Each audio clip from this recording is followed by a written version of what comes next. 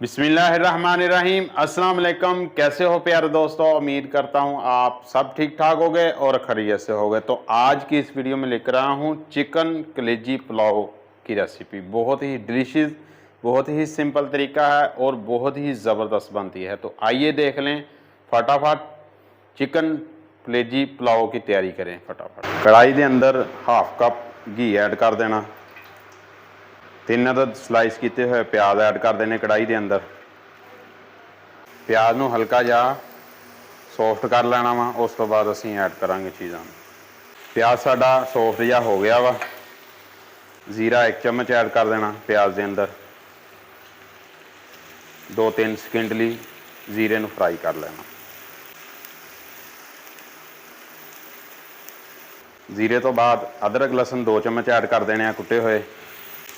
तो लसन अदरक नूं भी 10-12 सेकंड लई फ्राई कर लेना।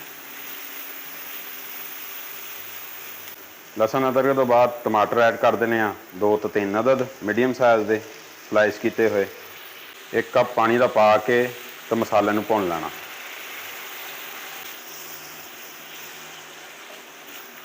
नमक ऐड कर देना टेस्ट के हिसाब नाल। मिक्स कर लेना अच्छे तरीके नाल। चुल्हा फुल करके हुण टमाटर नूं अच्छे तरीके नाल गालना वा। विच ढक्कन चक के चम्मच नूं चलाई जाना ताकि साडा मसाला थल्ले लगे ना। टमाटर साडे गल गए अच्छे तरीके नाल। 1 किलो कलेजी ते और दिल पा देना।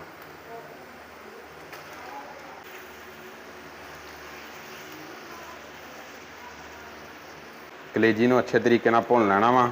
पानी नहीं पाउणा, तुसीं चम्मच चला के भुनना वा कलेजी नूं।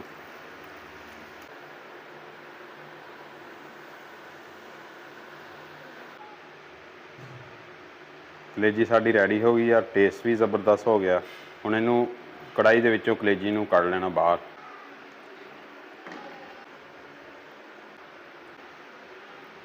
उस कढ़ाई के अंदर हाफ कप घी ऐड कर देना। घी ऐड करके जीरा ऐड कर देना वा 1 चम्मच। जीरे नूं 1 मिनट लई फ्राई कर लेना कढ़ाई के अंदर। जीरे नूं फ्राई करन तो बाद 1 लीटर पानी दा ऐड कर देना।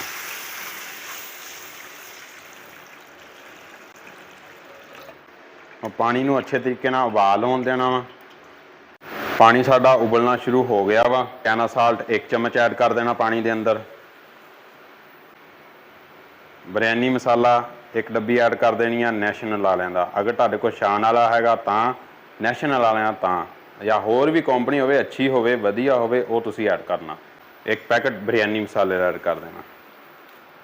चावल ले 1 किलो। चावल जिहड़े आधा घंटा 35 मिनट भेज दिते सी घड़ी के टाइम नाल। अच्छे चावल लैणे पुराने चावल लैणे ते इन्हां दा हुण चावलों का पानी कढ़ लेना चावलों के अंदरों बाहर। तो फिर असीं कढ़ाई के अंदर ऐड करते हैं। चावलों का पानी बाहर कढ़ दिता, निचोड़ दिता। हुण चावलों नूं ऐड कर देना।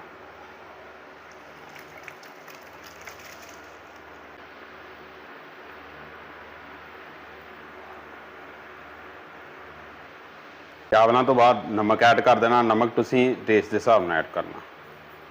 जिहड़ा कलेजी का मसाला कढ़िया सी कढ़ाई तो बाद वो भी ऐड कर देना चावलों के नाल। और अच्छे तरीके नाल चावलों के अंदर चम्मच चला देना हल्का हल्का ताकि चावल साडे टुटन ना।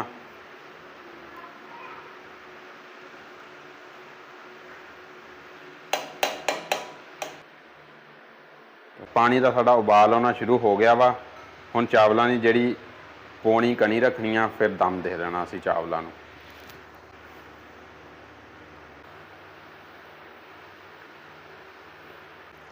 पानी साडा खुशक हो गया वा। थोड़ा थोड़ा पानी रह गया तो हुण असीं थोड़े थोड़े पानी दे विच चावलों नूं दम दे देना।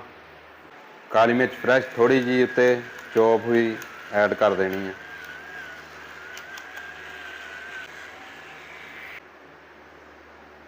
जी चावल साडे रेडी हो गए। हुण असीं चावलों नूं देना दम तकरीबन 15-20 मिनट देना वा। अगर तुहाडे कोल पानी कम पै जावे ठीक है, चावल कच्चे कच्चे रह जान, थोड़ा जिहा उत्ते पानी छिड़क देना ताकि पानी छिड़कना थोड़े चावल नमी आन के चावल तुहाडे सॉफ्ट और नरम बन जाएंगे इंशाअल्लाह।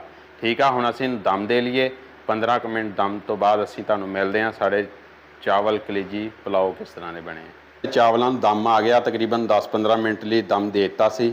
ਹੁਣ ਢੱਕਣ ਚੱਕ ਕੇ ਚਾਵਲ ਚੈੱਕ ਕਰਦੇ ਹਾਂ। ਮਾਸ਼ਾਅੱਲਾ ਕਿੰਨੇ ਜ਼ਬਰਦਸਤ ਔਰ ਡਿਲੀਸ਼ੀਅਸ ਬਣੇ ਆ।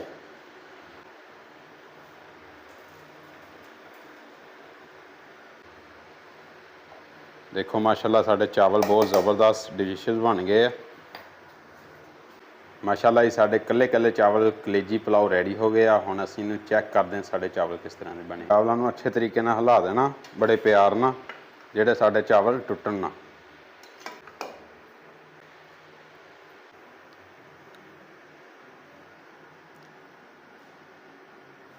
ਸਾਡੇ ਕਲੇਜੀ ਪੁਲਾਓ ਰੈਡੀ ਹੋ ਗਏ। ਹੁਣ ਅਸੀਂ ਚੈੱਕ ਕਰਦੇ ਹਾਂ ਸਾਡੇ ਕਲੇਜੀ ਪੁਲਾਓ ਕਿਸ ਤਰ੍ਹਾਂ ਦੇ ਬਣੇ ਆ। ਆਈਏ ਚੈੱਕ ਕਰ ਲਈਏ।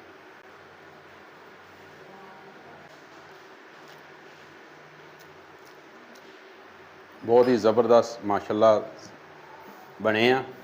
अल्लाह हाफिज़, खुदा हाफिज़।